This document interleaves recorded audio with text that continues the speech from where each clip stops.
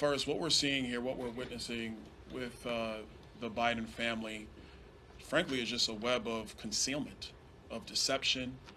A lot of people would say corruption. But let's be very clear. You have this many companies involved, this velocity of transactions, size of transactions. Like my colleagues have said, this is not how normal businesses operate. I had the ability with Chairman Comer and other members of the committee to go over to the Treasury building and review documents. And having read those documents, one thing became pretty crystal clear that there were many people who had serious questions about the transactions and about the velocity of these transactions, and they either get very, very deep into concealment, hiding money, shifting money, and for the purpose, we don't know, because one thing everybody in this room and the American people definitely know is that the Biden family doesn't really have a business. There is no business structure around this family except politics. And since Joe Biden has spent decades in the Senate, served 8 years as vice president, and is now president of the United States, and the family's getting money from various countries and foreign businesses through various shell companies and this web of LLCs. I mean, guys, you in the press, this is easy pickings. I'm giving you Pulitzer stuff here. Like, all you have to do is literally look at our memo and see the level of detail upon which they have created this. And it's very, very frustrating. We have now been able to clearly see that the Biden's associates, like Rob Walker, Eric Sherman, as has been discussed, created at least 16 companies while Joe Biden was vice president of the United States. 16 companies created while he was vice president. Now the list is 20, and as we continue our investigation, that list is growing. And like I said before, the question is, to serve what purpose? And the purpose of all these companies being created is to conceal money that the Biden family has been gaining because Joe Biden has been sitting at the upper echelon of our politics for almost 5 decades. That is the entire purpose here.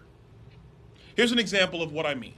You have Rosemont Seneca Partners, Rosemont Seneca Advisors, Rosemont Seneca Technology Partners, RSP Holdings, RSTP2 Alpha, RSTP2 Bravo, Rosemont Seneca Thornton, Rosemont Seneca Bohai. I want to make sure I pronounce it right. Bohai, Bohai. And the list goes on and on. Cycling through this many companies serves no legitimate purpose. And as somebody who actually worked in banking, I did that long before I came here.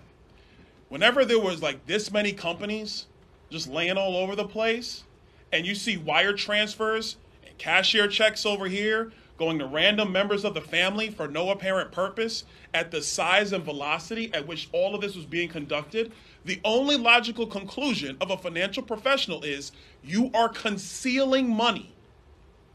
Let me restate this. You are concealing money from either the IRS or from credit agencies or from other people in general. That's the only reason you set up a structure like this. Some of these companies were connected to Hunter's personal professional company, Oswego, or Skinny Atlas, Scale Atlas, however you want to pronounce it. And the list goes on. And Mr. Biggs, he talked about Hudson West 3 and some of those other issues that were going on as well. One thing I want to make sure is that all of this has happened and Joe Biden is aware.